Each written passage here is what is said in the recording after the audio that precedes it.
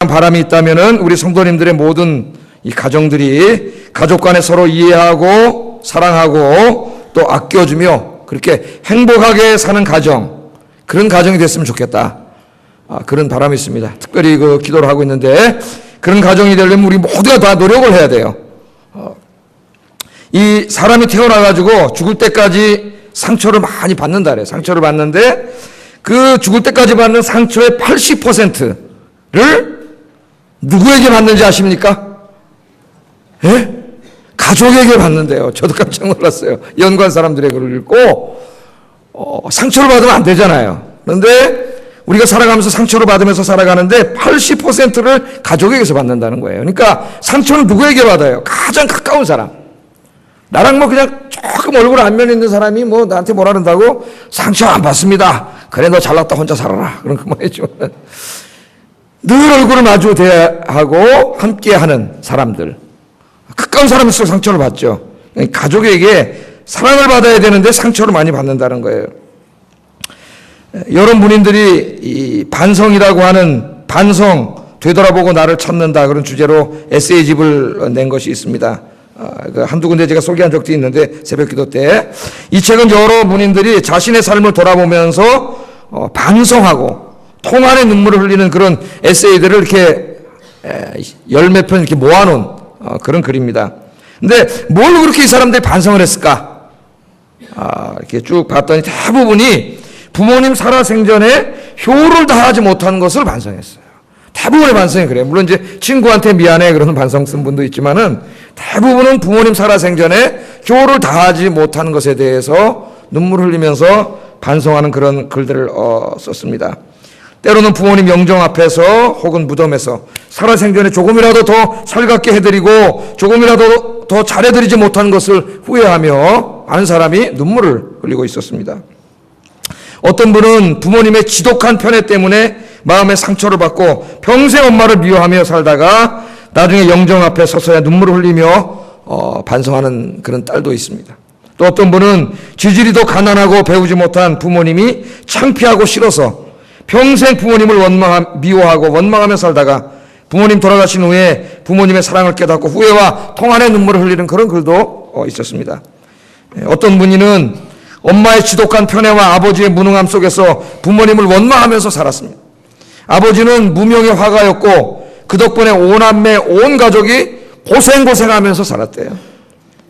이분은 한 번도 아버지의 손을 잡아본 적이 없었답니다. 자라면서 아버지만 보면 의도적으로 얼굴을 돌리고 피했답니다. 그러던 어느 날 뇌졸중으로 아버지는 쓰러졌고 병원에서 처음으로 아버지의 손을 잡았습니다. 거칠고 굳은 손, 그 아버지의 손을 처음으로 본 거예요. 아버지의 손이 너무 거칠고 투박했습니다. 그렇게 아버지는 이 세상을 떠났습니다. 이분은 조금 더 일찍 아버지의 손을 잡아들이지 못한 것을 눈물로 반성하는 그런 글을 썼습니다. 이 글을 읽으면서 제가 이런 생각을 했습니다. 좀 살아생전에 잘해드리지. 살아생전에 살아계실 때 그때 좀 부모님의 사랑을 깨닫고 잘해드렸으면 얼마나 좋겠는가. 그런 생각을 했어요. 또 이런 생각도 했습니다. 부모님들이 좀 살아있을 때 자식들과 이야기도 나누고 함께 시간도 보내주고 자식들을 좀 사랑하고 사랑의 표현을 좀 많이 하며 살았으면 얼마나 좋을까. 그럼 자식들이 이렇게 상처받지 않고 자라지 않았겠나. 그런 생각도 한번 해봤습니다. 지난주 화요일 날 제자훈련을 마치고 점심시간을 이용해서 부모님하고 이렇게 이제 어버이날을 맞이해서 식사를 좀 하게 됐어요. 월요일 날은 우리 노부모님들 모시고 교회에서 또 이렇게 효도관광을 갔다 왔기 때문에 못 갔고, 화요일 날 이렇게 가서 식사를 하는데 그 식당이 좀 이렇게 큰 식당이었는데 테이블마다 보니까 주인공들이 한 분씩 앉아 계시더라고요. 딴 때는 없었습니다. 딴 때는 제가 본 적이 없어요. 거의. 근데 그날은 있었어요. 노부모님들이 한 분씩 앉아 계시더라고요. 무슨 날이에요? 어버이날이라고. 그래도 자녀들이 내가지고 다 부모님들 모시고 식사하는 모습을 보니까 목회자로서 참 흐뭇했습니다. 매일 좀 저렇게 잘해드렸으면 좋겠다. 어버이날만 하지 말고. 물론 다 그렇게 하겠죠. 그런 생각이 들었어요. 저는 바라기는 오늘 이 예배에 참석한 성도님들은 부부간에 서로 아껴주고 사랑하고 부모님께 효도하고 자식들을 사랑하며 믿음으로 잘 키우는 행복한 가정을 이루시기를 주의 이름으로 축복합니다. 여러분 행복한 가정을 만드는 건 하나님의 사명이에요. 여러분 가정을 행복한 가정으로 만들고 부모님께 효도하고 자녀들이 그 가정에서 행복하게 살게 하는 것 아주 중요한 사명입니다. 아주 중요한 사명. 그런데요, 우리의 이 행복을 깨트리는 방해꾼이 있습니다. 다 행복하고 싶은데 행복하지 못하잖아요. 방해꾼이 뭔지 아세요? 죄입니다. 죄. 죄가 우리를 불행하게 해요. 하나님 떠난 인간에게는 필연적으로 우리 안에 내재해 있는 죄성이 있습니다. 죄성. 이 죄가 사랑하는 사람 사이를 갈라놓고 서로 아프게 하고 상처를 주게 합니다. 부부간에 부모 자식 사이에 오해가 생기게 하고 서로를 갈라놓습니다. 뭐가요? 죄가, 우리 안에 있는 이 죄가. 오늘 본문에 보면 예수님은 모든 인간의 관계를 깨트리는 죄의 문제를 다루고 있습니다.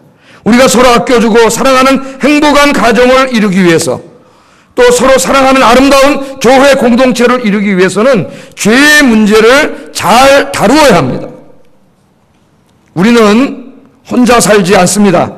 우리는 다른 사람과의 관계 속에서 살아갑니다. 가정에서조차도 우리는 혼자가 아닙니다. 아내가 있고 남편이 있습니다. 자식들이 있고 부모님이 있습니다. 교회 오면 다른 성도님들이 있습니다. 옆에 한번 보세요. 그분이 계시잖아요. 마음에 드세요? 그런데요, 이 죄성을 가진 인간의 가장 큰 특징이 뭐냐면은 제가 늘 말하지만 이기심이에요. 이기심. 자기밖에 모르는 거죠. 인간은 아주 이기적인 존재입니다.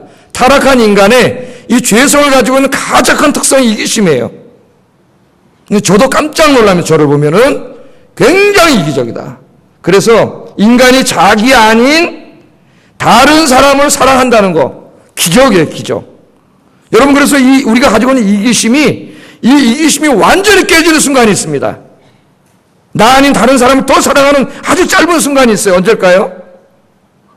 눈에 뿅 가는 여성이 나타났을 때, 여성은 멋진 남자가 나타났을 때, 사랑할 때는 얼마나 낮아지는지 겸손하고 막 당신께 이 생명을 바칩니다 하면서 꽃을 갖다 바치고, 그때만 그래, 그때만.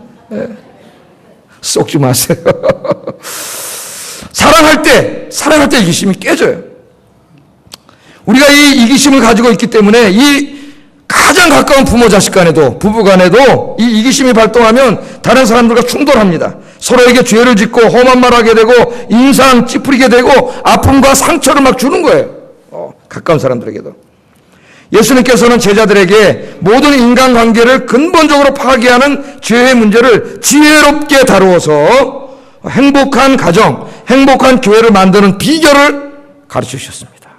오늘 말씀에 비결이 있어요. 이대로만 하면 돼요. 그래서 오늘 제가 가르쳐 드릴 테니까 이 가정의 달을 맞이해서, 이 교회도 하나의 가정입니다. 우리 교회라고 하는 가정도 행복한 가정, 여러분 육신의 가정도 행복한 가정 만드시기를 주의 이름으로 축복합니다. 3절에 답이 있어요. 3절 읽어보겠습니다. 시작. 아멘. 이게 무슨 답이 있나요? 여기 중요한 답이 있어요. 여기 죄의 문제를 다루어서 행복한 교회, 행복한 가정을 만드는 세 가지 동사가 나옵니다. 그게 뭐냐면은 죄를 범하거든 경고하고, 죄를 다루는 방법이에요. 경고하고. 두 번째는 뭐예요? 회개하고. 세 번째는 용서하라고 하는 이 세 가지가 아주 중요한 키워드예요. 이 세 가지. 그래서 오늘 주로 가정의 날이니까 가정에 좀 적용을 하려고 그러고, 또 조금은 교회 공동체단의 가정이기 때문에 교회에도 한번 적용을 해보려고 합니다. 자, 첫 번째, 예수님은 뭐라 그랬습니까? 만일 네 형제가 죄를 범하거든 경고하라. 그렇게 말씀했어요. 예수님께서는 죄에 대하여 방관하거나 못 본 채 하라고 하지 않으셨습니다. 좋은 게 좋은 거니까 그냥 넘어가라고 절대로 그렇게 말씀하지 않았어요. 죄에 대하여 경고하라고 말씀했습니다. 경고해라. 먼저 교회 공동체, 우리 교회라고 하는 가정 안에 이 죄에 대해서 어떻게 경고해야 되는가 한번 적용해 보고 싶어요. 자, 공동체 안에서 죄의 문제가 발생할 수 있습니다. 우리들이 다 죄인이기 때문에 누구에게 가능성이 있어요. 공동체를 분열시키고 파괴하고 서로 비방하고 험담하고 이런 죄를 질 수가 있어요. 죄는 하나님의 영광을 크게 가리고 교회 공동체의 거룩성을 무너뜨립니다. 여러분, 교회는 거룩함이 세상과 구별되는 특징이에요. 거룩함. 근데 이 거룩함을 잃어버리면 세상과 구분되는 게 하나도 없습니다. 안 믿는 사람들이 와서 보다가 뭐 우리하고 별거 없네? 그렇게 돼버려요. 그래서 교회 정체성이 무너지는 거예요. 교회 안에 성도라고 죄를 안 짓지 않죠. 우리가 죄를 짓습니다. 하나님의 영광을 가리고 교회 평안과 하나됨을 깨트리는 행동을 내가 할 수 있습니다. 또 다른 사람이 할 수도 있습니다. 예수님은 이 죄를 방관하지 말라고 말씀하셔요. 우리는 방관하는 게 사랑이라고 생각하는데 성경은 그렇게 얘기하지 않습니다. 예수님께서는 내 형제가 죄를 범하거든 경고하라 그렇게 말씀했습니다. 그러면 우리는 공동체 안에서 죄를 범한 형제를 어떻게 경고할 수 있습니까? 왜 경고해야 돼요? 그 사람을 깨달아서 바른 길을 가게 할 뿐만 아니라 그 사람이 자꾸 죄를 지면 어떻게 돼요? 교회 전체가 죄로 물들고 교회가 갈라지고 분열되고 교회가 깨져요. 그래서 예수님은 그 죄의 문제로 다루라 그랬어요. 구약에 보면은 특별히 아가서에 보면은 포도원을 허는 작은 여우를 잡으라 그랬습니다. 그러니까 여우가 한 마리 있는데 포도원에 들어와요. 그러면 그 여우를 내버려 두면 어떻게 돼요? 포도원을 다 망쳐놔요. 그래서 하나님은 뭐라 그랬느냐? 여우를 내버려 두는 게 사랑이 아니에요. 여우를 잡으라 그랬어요. 여우를 잡으라. 이게 다 같은 맥락의 말씀입니다.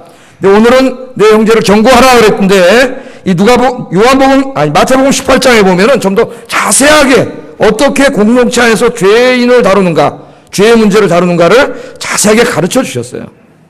마태복음 18장 15절 16절 같이 한번 읽어보겠습니다. 시작.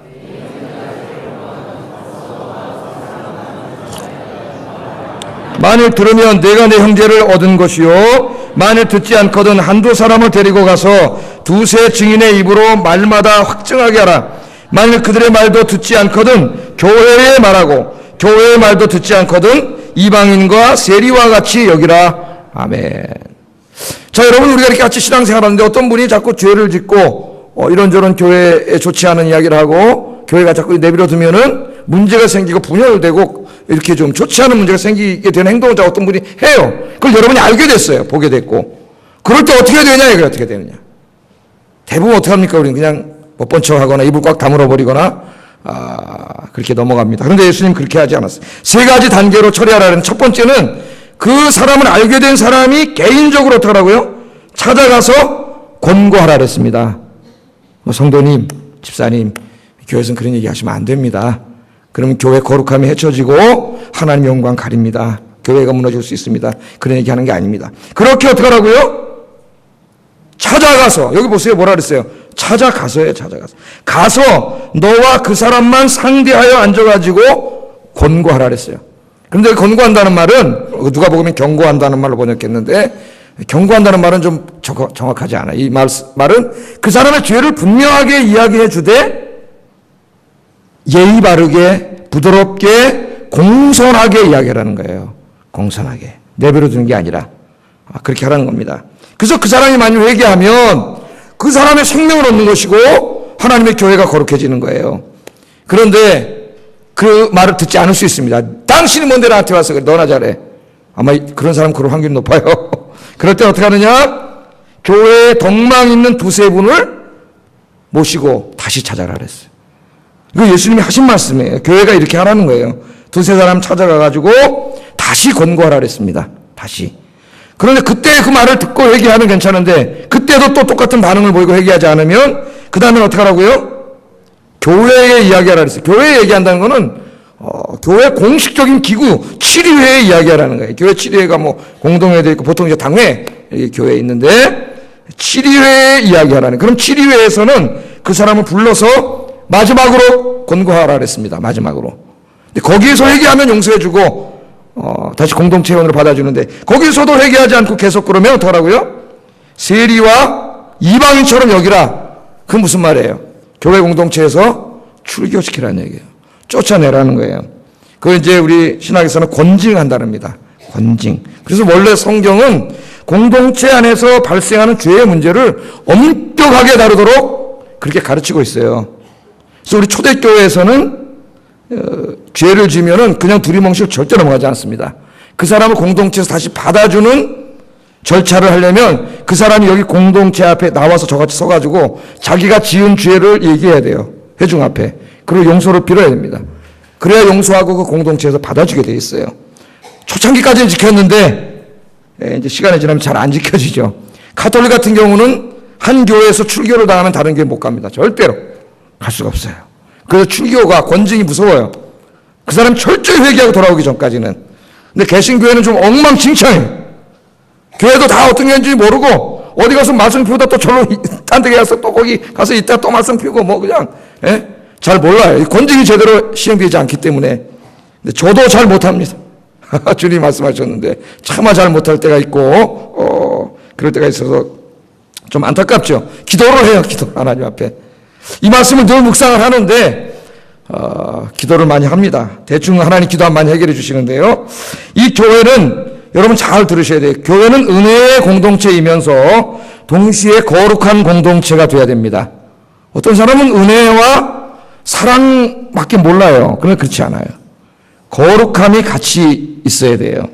요한복음 8장에 보면은 가늠하다 현장에 붙잡힌 여인이 잡혀오지요. 유대인들이 데려와가지고 예수님 앞에 데려다 놓고 돌멩이 들고 때려 죽이려고 합니다. 모세 율법을 들먹거리면서 때려 죽이려고 했는데 당신은 어떻게 해야 됩니까? 그때 예수님이 뭐라 그랬어요? 누구든지 죄 없는 사람이 돌로 쳐라. 다 우린 돌멩이 들고 누구 때려 죽이려고 그러지만은 사실은 지가 돌 맞아 죽을 놈인 줄은 생각 안 해요. 그래도 일말의 양심이 있어서 그 사람들은 놓고 갔습니다. 그래도 양심 있는 사람이에요. 요새 사람들 보면 아마 던졌을 거예요. 그래도 갔어요. 근데 예수님이 이 여인을 앞에 데려다 놓고 이야기합니다. 나도 너를 정죄하지 않는다. 그가 비록 가늠하다 붙잡힌 그런 여인이었지만 예수님께서 그를 정죄하지 않고 그를 어떻게 해주셨어요? 받아주셨어요. 사랑으로 받아주시고 그의 죄를 다 용서하시고 하나님의 거룩한 자녀로 삼아주신 줄로 믿습니다. 그게 은혜예요. 은혜. 교회는 그런 은혜의 공동체가 되어야 됩니다. 예수 믿기 전에 그 사람이 어떤 일을 하고 어떤 죄를 져도 상관없어요. 그분이 회개하고 주님께로 나오면 우리는 그분을 다 사랑으로 받아줘야 돼요. 주님이 용서하지 못할 죄는 아무도 없어요. 색안경 끼고 보지 마세요. 다 똑같은 죄인이에요. 그런 의미에서 교회는 은혜의 공동체고 사랑의 공동체예요. 그러나 교회는 또한 거룩한 공동체가 되어야 됩니다. 자, 예수님이 나도 너를 정죄하지 않는다. 거기서 말이 끝나지 않았어요. 대부분의 설교자들이 끝내버려요. 거기서. 예수님은 거기서 끝내지 않았어요. 그 다음에 뭐라 그러셨을까요? 다시는 죄짓지 말라. 아멘. 다시는 죄짓지 말라. 어떤 죄인도 교회에 와서 죄사함 받고 구원받습니다. 그러나 죄사함 받고 구원받아 하나님의 자녀가 된 다음에는 다시는 옛날로 돌아가면 안 돼요. 거룩한 삶을 살아야 돼요. 거룩한 삶을. 그래서 제가 구원을 가르치면서 이야기했죠. 구원은 믿음으로 받는 것이 맞지만 그 사람이 정말 믿느냐 안 믿느냐는 삶으로 드러난다 그랬어요. 삶으로. 자, 그래서 너 죄짓지 말라. 그러니까 교회는 죄인들이 와서 죄사함 받고 하나님의 자녀가 되지만 그 다음부터 하나님의 자녀가 된 다음부터는 거룩해야 돼요. 구별되게 살아야 돼요. 거룩한다는 것은 구별된다는 거예요. 세상 사람과 구별되는 거예요. 그래서 교회는 거룩한 공동체가 되어야 됩니다. 그래서 이 거룩한 공동체를 만들기 위해서 죄의 문제, 죄인의 문제를 다루는 법을 예수님이 가르쳐 주신 거예요. 3단계에 걸쳐서. 왜 3번 할까요? 3번 회개의 기회를 주는 거예요. 죄는 절대 가볍게 넘기면 안 됩니다. 교회에서. 그러나 너무 은혜 하면서 은혜를 잘못 이해해가지고 아무리 죄져도 천국 간다 이런 말도 안 되는 소리 하면서 예수 진짜 믿는 사람은 마음대로 살지 않는다 그랬죠. 그건 증거가 된다 그랬어요. 그래가지고 엉망진창이 되는 거예요. 교회가. 이렇게는 못하더라도 우리가 교회 안에 발생하는 죄의 문제를 좀 성숙한 교인들에서 다루어져야 된다고 생각합니다. 제가 오래전에 섬기던 교회에서 있었던 일인데 제가 한번 이야기했을 거예요. 제가 이때마다 이 생각이 들어요. 밤늦게 지방에 상이 나가지고 장례 예배를 갔습니다. 근데 이제 좀 교회가 크고 그러다 보니까 지방에 있는 분들이 많고 친정 어머니 아버지 직계에는 또 우리가 상을 가기 때문에 부모님 돌아가셨을 때 상을 참 많이 다녔어요. 새벽 밤으로 목포 나주 해가지고 많이 다녔어요. 예. 근데 어느 날 이제 갔다가 밤에 이렇게 오는데 그 본고에 장로님도 한 3분 정도 타시고 권사님도 한 두세 분, 세 분 정확히 기억은 안 나는데 집사님들도 몇 분 타시고 열심히 있는 분들이 갔겠죠. 밤에 갔다고 피곤한 데 오니까. 제 구역이라서 제가 타고 이렇게 오는데 이런저런 얘기를 하면서 오다가 어떤 분이 시작을 하셨어요. 뭘 시작할까요? 부정적인 이야기. 교회에 좋지 않은 이야기. 그러면서 거기에 관계된 무슨 또 지도자, 교육, 담임 목사에 대한 이야기. 이런 얘기를 꺼내니까 금방 전염이 돼가지고 한두 사람이 그런 얘기를 하다가 옆에 있는 좀 젊은 장로님들 같이 이렇게 얘기가 돌아가는 상황이 됐습니다. 아마 여러분들 버스 타고 오다 아마 경험 많이 했을 거예요. 경험 많이 했을 거예요. 그랬더니 이 담당 교육자 타고 있다 참 난처합니다. 이거 하지 마세요. 이래야 되는데 나이도 많고 그런데 그렇게 말했다 상처받을 것 같고. 그런데 그 앞에 타고 오시던 그 선임 장로님이 계셨어요. 그 교회에서 참 존경받는 장로님인데 그분이 또 한마디 하셨습니다. 교회를 시끄럽게 하지 마라. 그랬더니 조용해졌어요. 조용해져가지고 아무 말도 안 하고 오다 좀 이따 또 재밌는 얘기하고 왔어요. 은혜로운 얘기.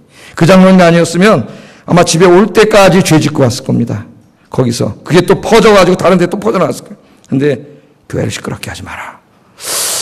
얼마나 훌륭한 분이에요, 여러분. 그런 분이 교회 어른이에요. 나이가 많아서 어른이 아닙니다. 제가 늘 말하지만은 우리가 나이 많은 분을 존경해야 되지만 정말 자기가 존경받는 어른이 되려면 그런 성숙한 사람이 돼요. 교회를 시끄럽게 하지 마라. 점잖게 경고한 거예요. 오늘 말씀대로 죄에 대해서 그렇게 하지 못하도록. 여러분 교회 안에 그런 분이 얼마나 많아요. 제가 옛날에 사랑의 교회 수양관 기도하러 갔는데 어떤 그 사랑의 교회 구역장님, 이 수원장님이라는데 거기는 후순원들은 모아놓고 거기 와서 기도하고 이제 거기 와서 구역 예배를 하는데 제가 옆에서 들었습니다. 뭐라 가르치나 그랬더니 가르치는데 이제 본문이 그런 거였던 것 같아요. 교회 생활하다 보면 이렇게 은혜도 받고 교회 일도 하게 되고 그러다 보면 사람들하고 얘기하는데 여러분들에게 와가지고 부정적인 얘기하는 사람이 있습니다. 반드시. 그 사람 조심해야 됩니다.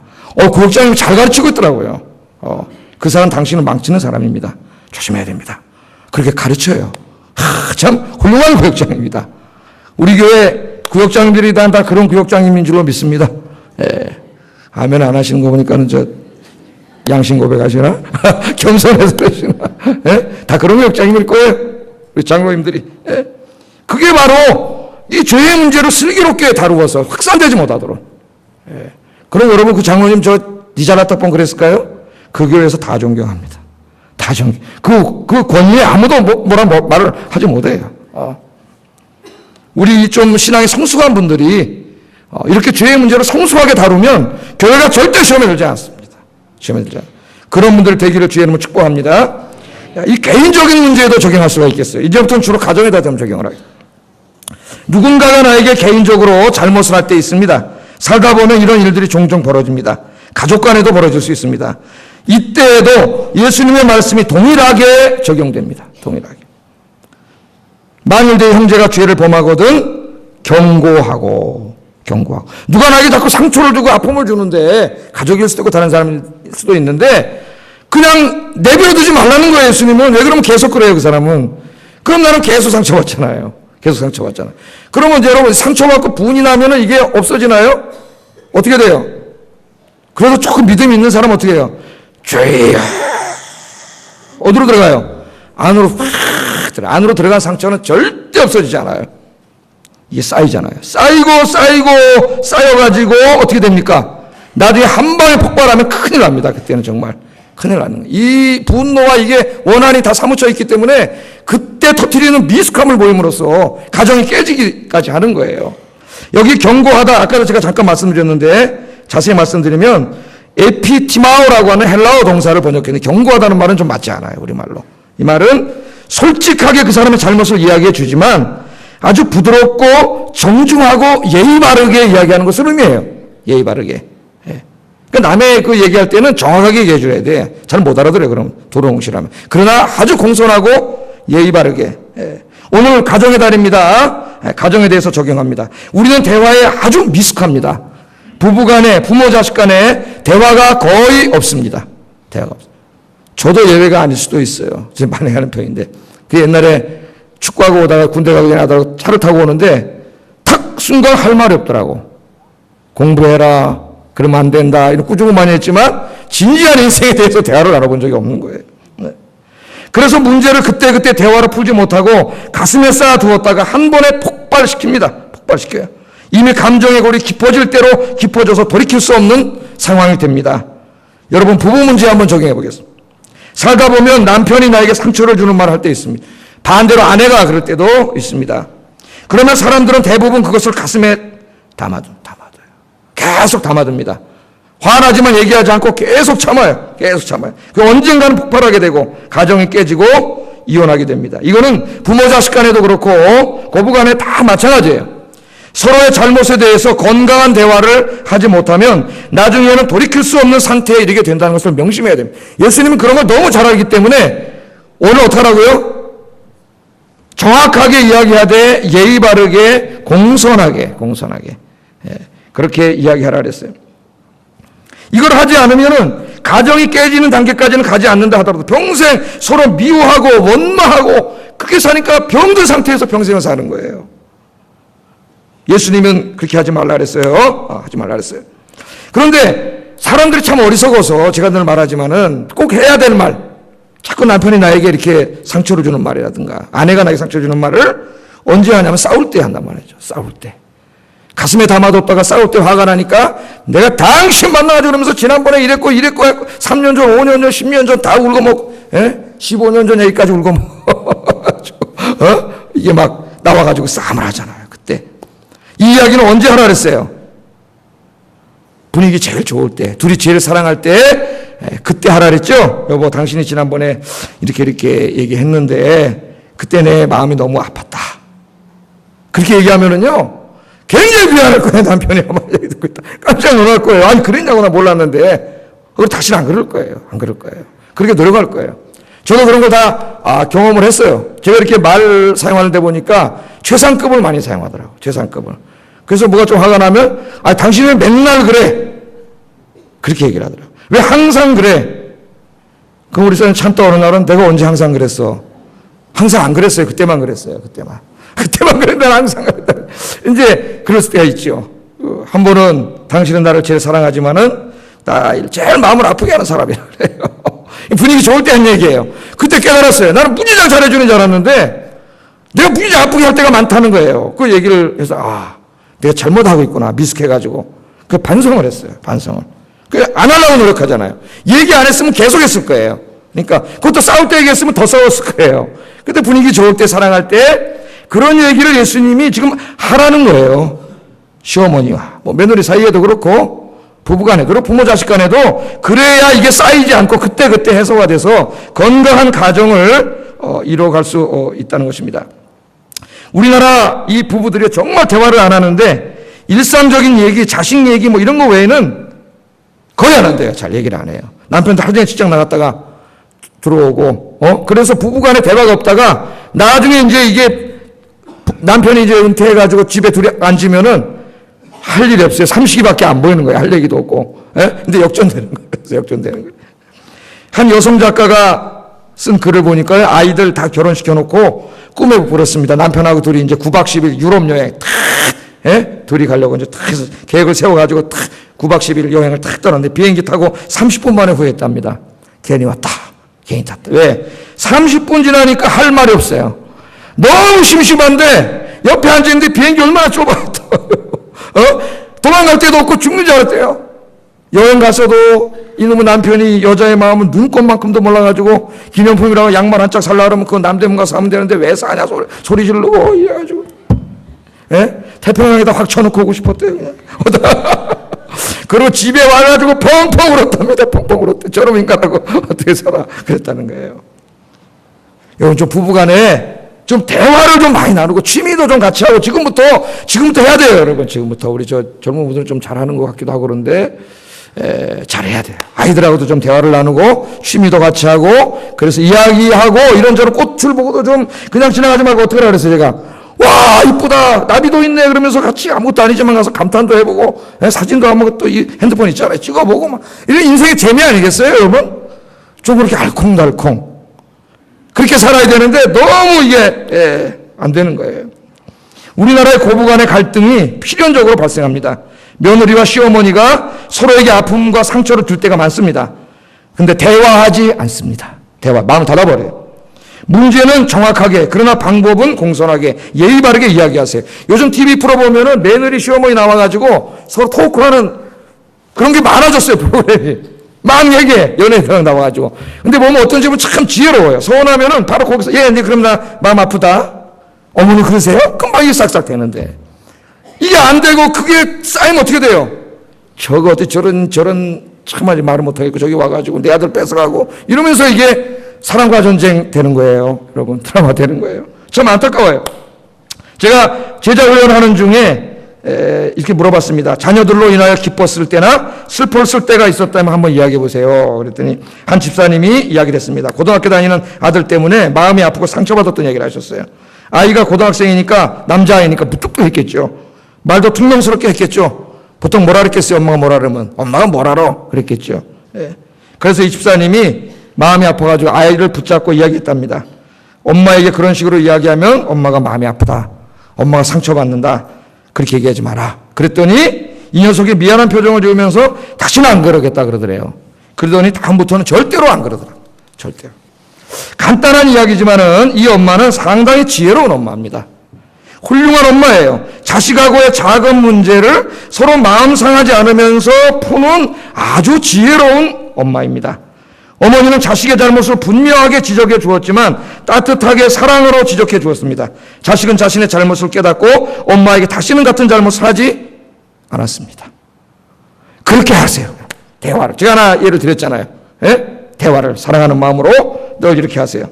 예수님께서는 상대방이 나에게 잘못했을 때 그의 잘못에 대해서 분명하게 그러나 공손하게 예의 바르게 말하라고 하셨습니다. 5월은 가정의 달입니다. 좀 가족 간에, 여러분 부모 자식 간에, 부부 간에 좀 대화를 많이 하고 이야기 많이 해서 건강하고 행복한 가정 만드는 여러분 되기를 주의 이름으로 축복합니다. 예수님이 얼마나 중요한 거 가르치셨어요. 두 번째 보면은 회개하면 용서하라. 두 번째는 회개한다는 말이에요. 회개한다. 회개한다는 단어에 주목하세요. 회개한다는 것은 뭡니까? 자신의 잘못을 인정하는 거예요. 우리 인간이 가장 잘 못하는 게 하나 있습니다. 그게 뭔지 아세요? 자기 잘못을 인정하는 거예요. 인정. 자기 잘못을 인정하고 미안해, 죄송합니다, 용서해 주세요 라고 하는 말을 정말 못합니다. 정말 못해요. 부부간에 서로 여러분 회개하세요. 부부간에 회개하는 게 뭐냐? 자기의 잘못을 인정하라는 거예요. 서로 간에 인정하라는 겁니다. 응? 남편 탓하지 말고 아내 탓하지 말고 서로 자신의 허물을 보려고 노력하세요. 남편에게 아내에게 오늘부터 미안해라고 이야기할 수 있기를 바랍니다. 미안해. 부모님께 오늘 와서 죄송합니다. 효도를 다 못해서 그렇게 이야기했어요. 죄송합니다. 그 부모님들은 자식들에게 미안하다고 이야기했어요. 내가 잘 너 이렇게 호강시켜주지 못해서 미안하다. 여러분, 미안해라고 하는 것은 그 사람이 자신의 잘못을 인정하는 아주 성숙한 태도요, 겸손한 태도입니다. 겸손한 태도예요. 미안하라고. 미안하다. 제가 저희 가정에서 죄송하지만은 저희 어머님, 제가 여기서 12년째 목회하고 있는데 한 번도 오신 적이 없어요. 단 한 번도. 저희 아버님이 한 10여 년 전에 딱 한 번 왔었어요. 안 오세요. 왜? 자식의 목회에 조금이라도 누를 끼칠까봐 오지 않으세요. 그 몸이 안 좋으신데도 지난번 명절에도 오셨다 하루 주무시고 가시라 그러면은 그런다 그러시더니 저녁 때 가버리셔요. 또 간대. 그 나중에 딸들을 통해서 들으니까 엄마 그러시더래요. 야, 거기 가면 아들이 엄마 걱정돼서 잘해주려고 며느리하고 자꾸 뭐 해주려는데 너무 미안해갖고 못 믿겠다는 거예요. 그래서 이제 내일도 오셔야 돼요. 병원에 갈 때만 한 번, 두 달에 한 번 이렇게 하루에 그것도 굉장히 미안해. 미안해 하세요. 뭐 혹시 누를 끼칠까봐. 또 자식들은 좀 잘 효도 못하지만 하려고 노력하고. 좀 서로 미안해하는. 여러분, 우리 성경 로마서에 보면 우리는 다 빚진 자라 그랬습니다. 빚진 자. 로마서 1장에 보면 복음의 빚진 자. 복음의 빛을 가봐야 돼요. 또 하나는 13장에 보면은 사랑의 빚진 자예요. 여러분 혼자 여기 있을 수 없습니다. 내 부모님이 있었고 내 주변이 있었고 여러분 말씀 가르치는 목사님이 있었고 다 주변에 성도님들이 있었어요. 우리는 다 그 사랑의 빚진 자예요. 빚진 자의 마음은 머리를 들지 않습니다. 항상 어때요? 미안해요. 미안해. 빚쟁이를 만나면 고개를 숙이잖아요. 우리가. 다 미안해요. 좀. 여러분 미안한 마음으로 우리가 좀 살아가야 됩니다. 신달자 씨의 수필집 미안해, 고마워, 사랑해. 이 글에 보면은 아버지에 대한 글이 나와요. 이분이 이제 그 대학에서 문예창작학과 교수로 아이들을 가르치는데 시를 이제 가르치잖아요. 창작. 맨 처음에 보면 시를 못 쓰기 때문에 글을 쓰는 법부터 가르친대요. 글을. 그래서 어느 날은 이제 주제를 아버지에 대해서 써봐라. 그렇게 이제 클래스에 있는 애들한테 줬답니다. 아버지. 근데 애들이 아버지에서 쓰는데 아버지 이름 석자, 고향, 직업, 그 다음에 쓰는 게 없대 거의. 그러니까 아버지하고 추억이 없어요. 아버지가. 오늘날 대부분의 아버지의 현 주소예요. 애들의 마음속에 아버지가 별로 없어, 아버지가. 예? 그런데 한 남학생이 쓴 글을 보니까 아버지에 대해서 많이 썼더라는 거예요. 그 글을 여기 실었는데 제가 한번 읽어보겠습니다. 참 감동적입니다. 저는 고등학교를 졸업할 때까지 아버지를 너무 미워했습니다. 아마 고등학교 졸업할 때까지 아버지하고 이야기한 것을 따지면 1시간도 안 될 겁니다.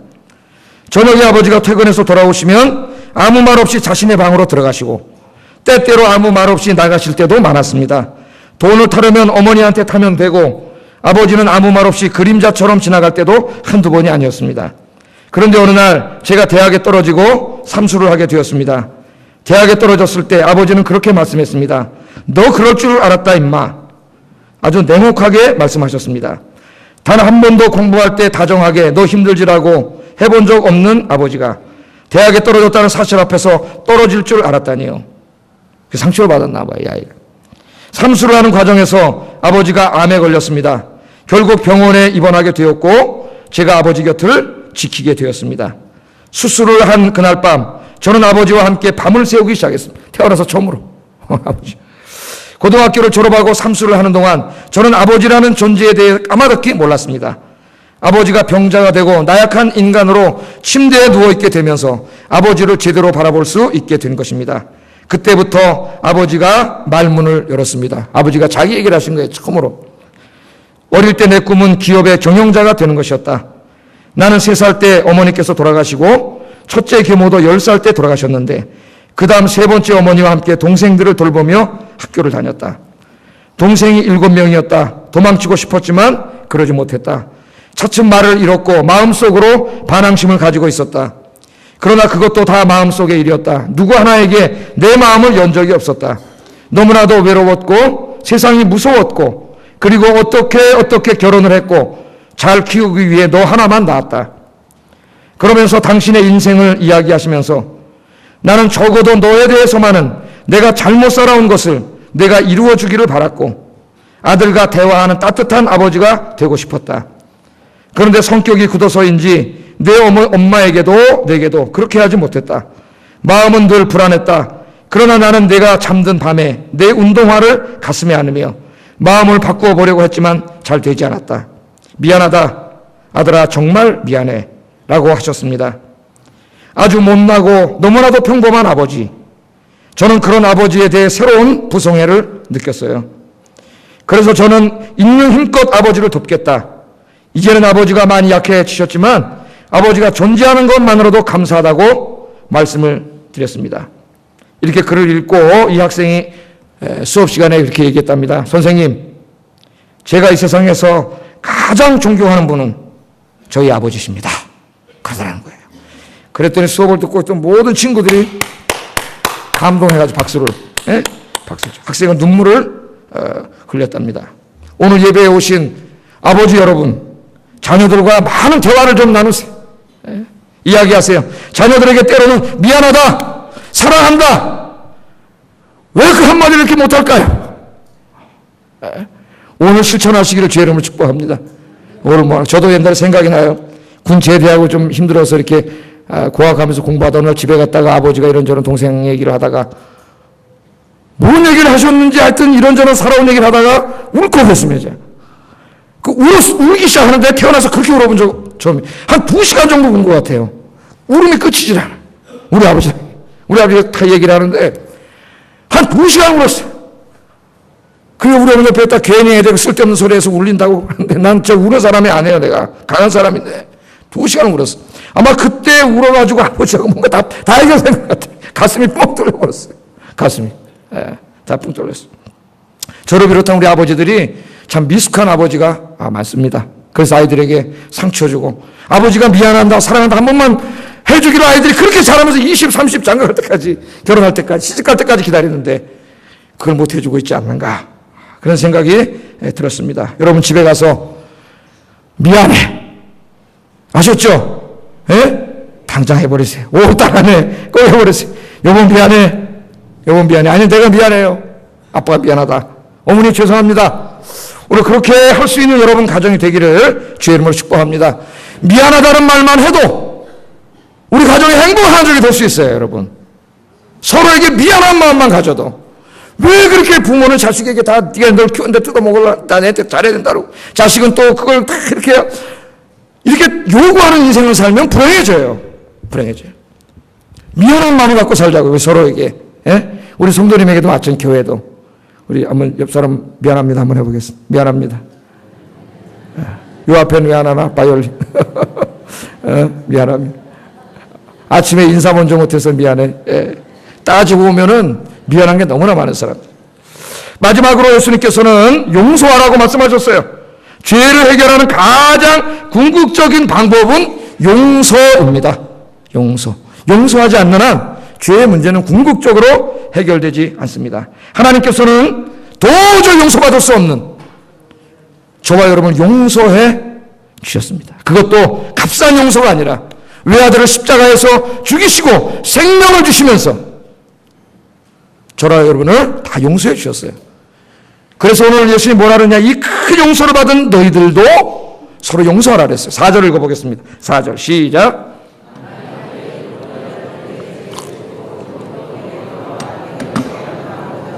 용서하라 하시더라. 아멘. 7번 너에게 잘못하고 하루에입니다. 하루에 7번 돌아와서 사과하면 다 용서하라 그랬어요. 마태복음 18장 22절에는 70번에 7번까지 용서하라 그랬어요. 용서의 영원성을 이야기합니다. 주기도문 기도 가르쳐 주실 때에도 우리가 우리에게 죄 지은 자를 사하여 준 것 같이 우리도 죄를 사하여 주시옵고, 하나님의 큰 죄를 용서받은 자로서 나도 다른 사람들을 용서하게 하여 주시옵소서. 그런 기도예요. 그 기도가. 어떤 부모님은 자식을 용서하지 못해 힘들어하는 부모님들이 있습니다. 어떤 분들은 부모님을 용서하지 못해 고통스러워하는 분들도 있습니다. 고부간의 문제가 아니라 친정 어머니를 용서하지 못하는 딸도 제가 글을 읽어봤어요. 어떤 분은 어려서부터 언니와 자기를 엄마가 너무 편애하는 겁니다. 그래서 엄마를 미워했습니다. 시집가서도 엄마가 용서가 되지 않았다. 심지어는 엄마가 돌아가시는 그날도 엄마가 용서되지 않았습니다. 편애하지 마세요, 여러분. 편애하지 마세요. 자식의 가슴에 못을 박는 거예요. 그런데 이제 마지막 날 그 상이 나가는 그때 어머니 영정 앞에서 울면서 어머니를 용서하고 용서를 구한 그런 글도 제가 읽어봤습니다. 염창환 씨가 지은 한국인이 죽기 전에 꼭 해야 할 17가지라는 책이 있어요. 염창환 씨는 호스피스 의사입니다. 암 말기 환자들, 이제 마지막 죽어가는 사람들과 대화하고 편안하게 이 세상을 떠나게 해주는 그런 일을 하는 훌륭한 일을 하는 분이에요. 대부분의 사람들이 마지막 죽을 때 더 사랑하지 못하는 것, 용서하지 못하는 것, 후회하고 이렇게 죽는데, 어떤 한 젊은 주부가 이제 암에 걸려가지고 젊은 여성이 마지막을 가고 있는데, 이분은 자기 남편을 용서하지 못합니다. 내가 암에 걸리고 죽게 된 거는 다 저 사람 때문입니다. 저 인간 때문입니다. 저 사람 나를 속삭였기 했기 때문에 내가 암에 걸렸습니다. 그러더라는 거예요. 너무 안타까워가지고 이분이 두 부부를 화해시켜 주려고 그렇게 노력을 했는데, 결국은 이 젊은 주부가 마지막 죽는 그 순간까지 자기 남편을 원망하다 했다는 거예요. 남편 여러분, 그렇게 하지 마세요. 얼마나 그렇게 했으면 죽는 순간에도 용서하지 못했어요. 오늘 저 뜨끔하신 분은 다 집에 가서 손잡고 미안하다고 무릎 꿇고, 부끄러운 게 아니에요, 여러분. 그 용기 있는 거예요. 정말 멋있는 사람이에요. 미안하다 그랬어요. 미안하다고. 서로 사랑해서 결혼했는데 사는 동안 사랑하지 못했을 뿐만 아니라 마지막 죽는 순간까지 남편을 용서하지 못하고 미움과 원망 속에 이 세상을 떠난 이분은 얼마나 불쌍한 사람입니까, 여러분? 용서는요, 제일 먼저 자기 자신을 위해서 하는 거예요. 용서하지 못하면 우리는 평생 동안 미움이라는 어두운 감옥 속에 갇혀서 불행한 인생을 살게 됩니다. 하나님이 도저히 용서받지 못할 우리를 용서해 주신 그 용서를 기억하면서 오늘 여러분 모든 관계 속에 가족들, 이웃들, 성도들, 그리고 저도 용서해 주세요. 잘못한 거 있으면. 저도 용서하겠습니다. 다 용서하는 이 시간 되기를 주의 이름으로 축복합니다. 기도하겠습니다. 기도하세요. 하나님, 나의 가정이 가족 간의 사랑의 대화를 나누고 자신의 잘못을 인정하고 서로 미안하다고 이야기할 수 있고 서로 용서하고 안아주는 아름다운 가정이 되게 해주세요. 우리 교회도 그런 교회가 되게 해주세요. 같이 기도하겠습니다. 사랑과 은혜가 충만하신 하나님 감사합니다. 오늘 예수님께서 우리 인간 관계 속에 필연적으로 발생하는 죄의 문제를 어떻게 우리가 슬기롭게 다루므로 우리 교회를 아름답게 하고 우리 가정을 행복하게 할 수 있는가, 오늘 3가지 동사를 통해 가르쳐 주셨습니다. 이 말씀을 가슴에 품게 하여 주시고 우리가 정말 다른 사람들에게 빚진 자임을 깨닫고 늘 자기의 잘못을 인정하고 미안하다고 이야기할 수 있는 저희들이 되게 하여 주시고 그렇게 얘기할 때 아니에요, 내가 잘못했죠, 내가 잘못했습니다, 미안합니다, 괜찮습니다, 그렇게 할 수 있는 저희들이 될 수 있도록 주님 함께 해주셔서 5월에 이 가정의 달을 맞이하며 우리의 가정이 행복해지게 하시고 우리 아현교회가 주님 안에 이루어진 가정으로서 행복한 가정이 될 수 있도록 주께서 함께 하셔서 우리 가정도 하나님 기뻐하시는 가정이 되고 정말 우리 아현교회가 하나님이 기뻐하시는 가정 같은 교회, 가족 같은 교회가 되게 하여 주시옵소서. 예수님 이름으로 기도드립니다. 아멘. 559장 가족 찬송인데 우리 가족이 이렇게 되게 해주세요 하는 마음을 찬송하겠습니다.